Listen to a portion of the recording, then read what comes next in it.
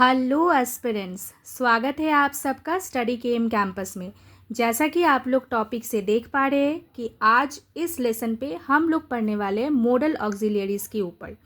Model auxiliaries के ऊपर शैल और शुड को हम लोग कवर करेंगे। ये पार्ट 2 वाला वीडियो है। अगर आपने लेसन नहीं देखा होगा पार्ट 1 का तो डिस्क्रिप्शन बॉक्स में जाके चेक करें। और भी मॉडल्स के कई सारे लेसन दिए हुए होंगे, लिंक को ज़रूर क्लिक करें और अपने प्रिपरेशन को वैल्यू ऐड करते रहिए। अगर आप किसी भी कॉम्पिटिटिव एग्ज़ाम्स की तैयारी कर रहे हैं तो आपको बहुत अच्छे से पता होगा, पीवाईक्यू में भी आपने देखा होगा कि मॉडल्स के ऊपर काफ़ी सारे क्वेश्चंस पूछे जाते हैं। तो क्लियर कॉन्सेप्ट, बेसिक क्लियर होना बहुत ज़रूरी है। तो चलिए बिना समय को गवाते हुए directly moving into the topic. So our first part is shall. Shall is used in interrogative sentences.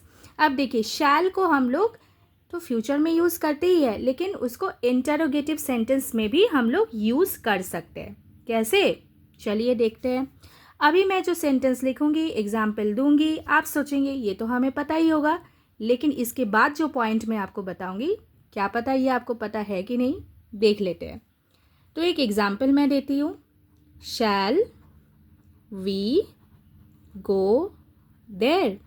तो ये बना इंटरोगेटिव सेंटेंस, लेकिन इसमें क्या बताया जा रहा है, क्या हम लोग बताने की कोशिश कर रहे हैं? यहाँ पे हम लोग लेट्स का अप्लाई कर रहे हैं। कैसे? देखो, लेट्स के लिए हम लोग शैल को यूज़ कर रहे हैं। वो भी फॉर्मेट क्या है? इसका फॉर्मेट है इंटरोगेटिव। क्लियर?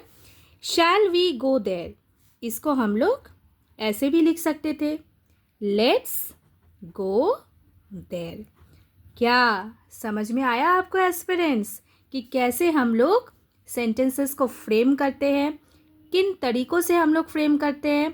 देखो, यहाँ पे शैल का यूज़ नहीं है, लेकिन यहाँ पे शैल का यूज़ है। तो shall can be used as an equivalent to let. Okay, I hope this is clear. अगर आपको क्लियर हुआ है ना तो एक लाइक करो ज़रूर। Next, in question tags shall can be used. अब देखो, शैल को अगर हम लोगों को यूज़ करना है तो हम लोग क्वेश्चन टैग्स में भी यूज़ कर सकते हैं। जैसे प्रस्ताव दे रहे, लेट्स प्ले बैडमिंटन।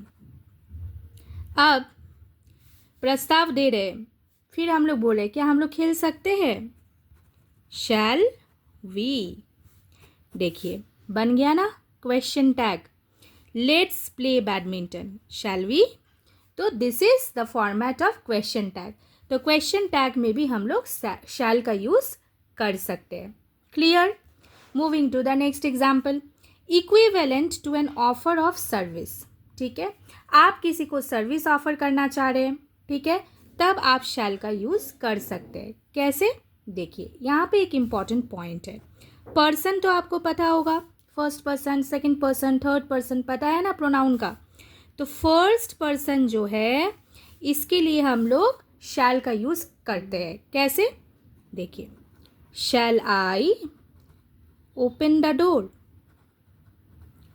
अब देखिए, ये आप किसी को प्रस्ताव दे रहे हैं, you want to do this service. What is the service? You want to open the door for someone. तो shall I open the door. Clear? This is first person. Clear? Absolutely clear ना? चलो, moving to the next example. Next example में क्या बताऊंगी मैं?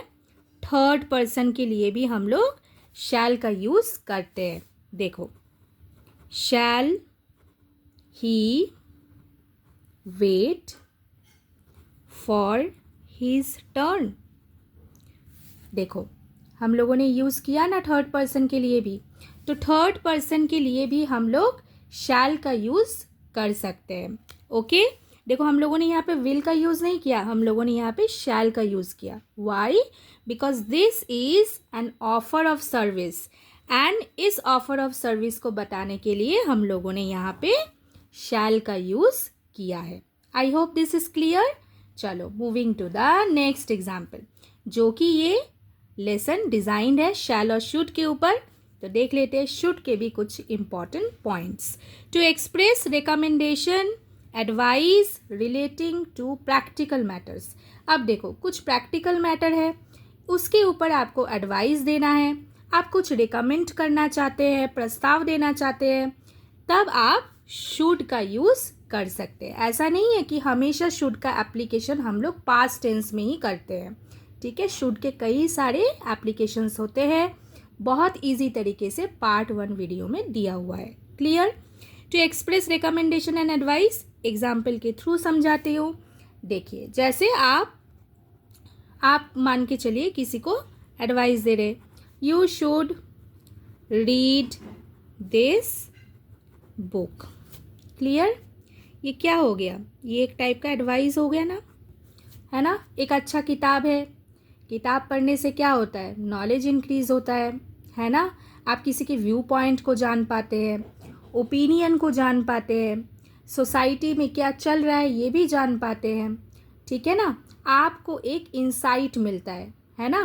तो आप अगर किसी अच्छे बुक को पढ़ा है तो आप किसी भी इंसान को उस बुक को रेफ़र कर सकते हैं पढ़ने के लिए। तो you are recommending, so you should read this book, तब हम लोग शुड का अप्लाई करते हैं। फ्रेंड्स, हमेशा याद रखिए, शैल और शुड को कभी भी हम लोग यूज़ करते हैं तो उसके साथ हम लोग मेन वर्ब का अप्लाई करते हैं। देखिए, should read. Clear? Should plus main verb. Okay. फिर देखो, कुछ लोगों की आदत होती है ना, हमेशा बात बात में झूठ कहते हैं, झूठ बोलते हैं। तो आप किसी को एडवाइस कर सकते कि भाई इतना झूठ मत बोलो। कैसे? अब उसको डायरेक्टली नहीं बोल पा रहे हो, आप उसको ऐसे बोलो, one should not tell lies. ठीक है? किसी को झूठ नहीं बोलना चाहिए, ठीक है। तो ऐसे भी हम लोग शुड का अप्लाई कर सकते हैं। मूविंग टू द नेक्स्ट, अब ये बहुत इम्पॉर्टेंट है, ठीक है। कन्फ्यूजन हो सकती है क्योंकि इसके ऊपर बेस करके आपको एरर करेक्शन में क्वेश्चंस आ सकते हैं, स्पॉट द एरर में भी क्वेश्चन आ सकते हैं। Should is used in dependent clause, अगर वो एक्सप्रेस करे क्या, कोई शॉक हो गया, कोई प्लेजर हो गया, ठीक है ना, कोई सरप्राइज हो गया, तो इसके लिए शुड का अप्लाई हम लोग कर सकते हैं। देखो, एक मैंने यहाँ पे वर्ड ले लिया, surprise. I am surprised that you should have been so foolish। ठीक है। Clause, okay, I am surprised that you should have been so foolish. तो देखो, डिपेंडेंट क्लॉज को अप्लाई करने के लिए हम लोग शुड का यूज कर रहे हैं। Clear? Next, should is used in indirect formal commands when the recipient is not directly addressed। कैसे? देखो, अब recipient किसे कहते हैं? आप किसी को कोई कमांड दे रहे हैं, जो वो कमांड एक्सेप्ट करेगा उसको हम लोग recipient कहते हैं, ठीक है। तो should is used in indirect formal commands when the recipient is not directly addressed। कैसे? देखो, जैसे मैं अगर एग्जाम्पल दूँ, he ordered that Rohan should leave the room। Clear? अब देखो, इन्होंने क्या किया? इन्होंने ये ऑर्डर दिया, किसके लिए ऑर्डर दिया? For whom. किसके लिए ऑर्डर दिया? रोहन के लिए ऑर्डर दिया। So Rohan is the recipient here.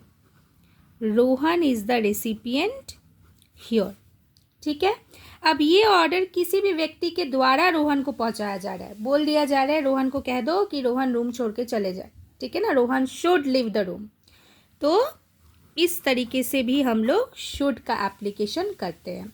I hope आपके प्रिपरेशन पे जो वैल्यू एडिशन आप करते जा रहे हो उसमें ये वीडियो बहुत आपके लिए हेल्पफुल रही है। अगर आपको अच्छा लगा है तो ज़रूर इस चैनल को सब्सक्राइब करिए। अगर आप नए हैं, आपको पसंद आए वीडियो तो लाइक करिए और शेयर भी करिए। Stay fit, stay fine, stay positive, take care, thank you.